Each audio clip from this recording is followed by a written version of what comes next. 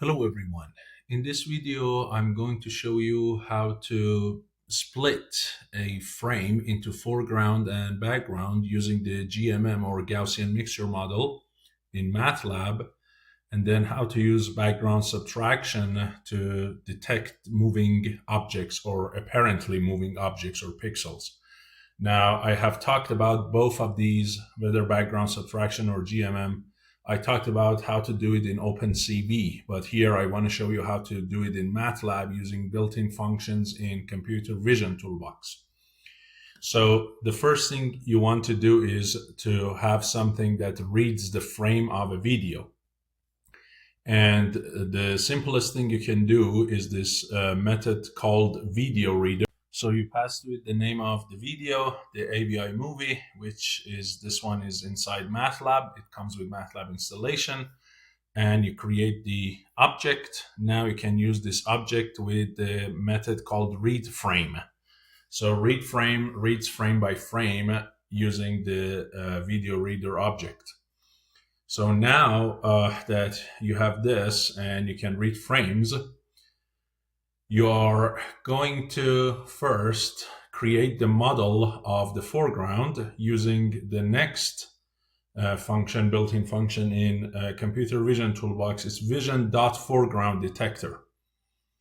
So you create an object first called foreground detector and say the number of training frames is 10 and the learning rate is 0.01. So what does it do? First, the method here that creates or basically splits the pixels into either belonging to foreground or background is Gaussian mixture model. I explained about the theory of Gaussian mixture model in one of my other videos in this computer vision playlist. So I'm not going to talk about the theory of that, but first it says each pixel either belongs to foreground and background. And once you have a background model here showing it at BT, right, where B is the image of the background and T is that frame, then it keeps updating the background to accommodate for dynamic changes in the scene or lighting changes or anything. And it's a simple, basically, average filter, as you can see. So B of t is 1 minus alpha B of t minus 1 plus alpha I of t, where alpha is the learning factor here, which is 0.01. I can change it to any number between 0 to 1. And so you see each background model is basically a combination of the previous background model and some contribution from the current frame.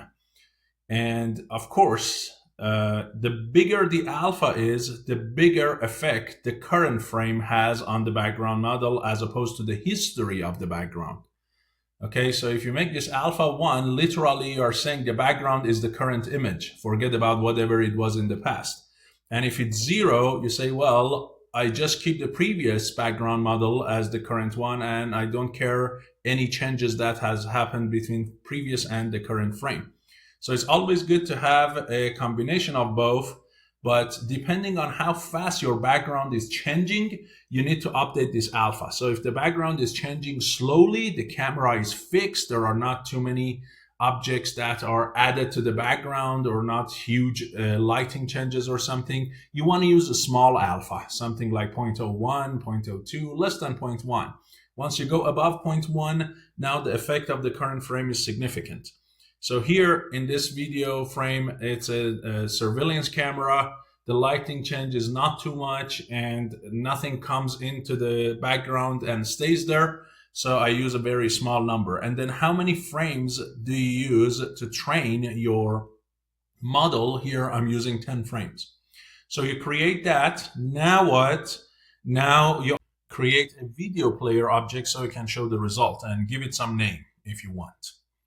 Okay, now what you do, you have to read through these frames one by one until the end of the frames if you want to, or you can go for as many frames as you want.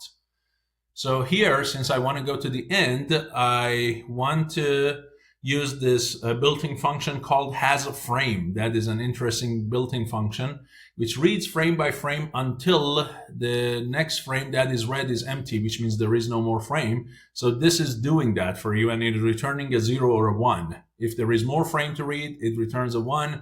When there is nothing left, that's the last frame, it returns a 0, and the while loop would stop. So what would you do while there is any frame? Go ahead and use that read frame, okay, built-in function on the video reader that we made and get the frame. Now here, the frames of this video are very small, so I resize them by a factor of 3.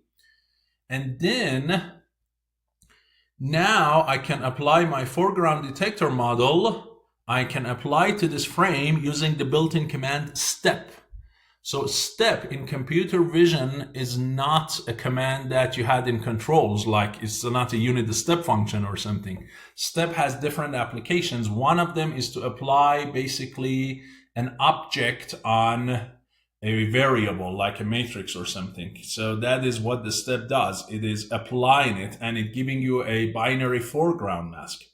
Now this foreground mask, we can do some enhancement on it with morphological operators. So here I'm using some IMOpen with a structural element of disk with radius of 3 to remove small noise or small bubbles or small blobs. Then I use IMClose with the same thing, or maybe a little bit bigger to basically fill in the gaps. And then I can use IMFill with holes to fill in the holes, so I can get more solid blobs for the cars as opposed to a bunch of disjoint smaller blobs. Okay, so this is the, and you have to tune these parameters to get better results. Now I want to show the binary mask next to side by side with the original frame. So what I do is, since this foreground mask is binary and I cannot put it side by side with the original image, I need to first convert this binary into an RGB 3-channel image. So first I use the repmat and I replicate this matrix 1, 1, 3. So I create 3 channels of that. In X and Y, I don't repeat it, but I create 3 channels of that and I multiply by 255. So what does it do? Basically, if you had 1 anywhere, now all 3 channels of that will be 1 and multiplied by 255. So at that location, your values are going to be 255, 255, 255, which is perfect white. And if it was 0, it's going to be repeated 3 times 255. So again, you get 3 zeros at that location. So basically, you're converting numbers of 0 and 1 to numbers of 0 and 255 in all 3 channels. So now this is an RGB image, which still is black and white, but not 0 and 1. It's not logical. And you do concatenation. You put it next to the frame and call it combine frame. And now look, the step command is used again, but this time the object is the video player that is supposed to show videos, and the matrix to apply it is the combine frame. So you see, the job of step is to apply a method on a variable. So when you apply that video player on this, that is going to show it basically, and you put some pause to slow it down. Once everything is over, you need to make sure any object that you have created, you have to release it so it can be used again. Okay, that is a very important thing when you use these built-in functions in MATLAB. Okay, and create objects, you have to release them. It's like kind of deleting them, clear all. Okay, so here I'm releasing the video player that I made, and I'm also releasing the foreground detector. Okay, yes. And actually, I should be releasing the video reader as well here. So if I want to do a good job, let me release everything here. So now it is good to go. And let's go ahead and run it, see what we get.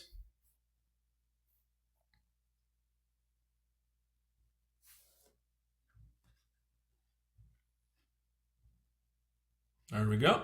Here. So on the left is the frame, on the right side are the foreground. And you see, sometimes you get this craziness because there was a big change in light. So all of a sudden, all of those pixels that are in the background, because they change significantly now, all of a sudden, they are going to be considered as the foreground. Okay, and you get that crazy behavior all of a sudden. But here, if we want to make this very smart, we have to mess up with the built-in function or write the method ourselves. So if a huge number of background pixels all of a sudden in the next frame, they are labeled as foreground, we might basically discard that update and say, well, that was probably because of a lighting change, and basically discard this frame and all of the updates, and basically go back and set alpha to be 0. Okay, so we can make alpha to be adaptive, right? If too many background pixels that you detected initially are now all of a sudden becomes foreground, go ahead and set alpha to 0. Okay, if not, then alpha can go back to some small number and so on. But here in this built-in function, the alpha is a fixed number, right? If you go and look at this one, I don't think MATLAB allows you to change the learning rate and make it adaptive and come up with the criteria for that. Okay, so you see here you have a learning rate, and if you go down and look at the learning rate, you see this parameter is tunable, means you can change it, you can manually change it, but not that it can automatically adjust or adapt based on how many pixels went from background to the foreground. Okay, unless again you write the code yourself and basically modify the parameter alpha. So hopefully you learned something from this video and you enjoyed it. I'm going to share this demo code under the video description. Feel free to download it and play with the parameters, apply it on different videos and learn from it. Thank you so much, and I'll see you in the next lecture.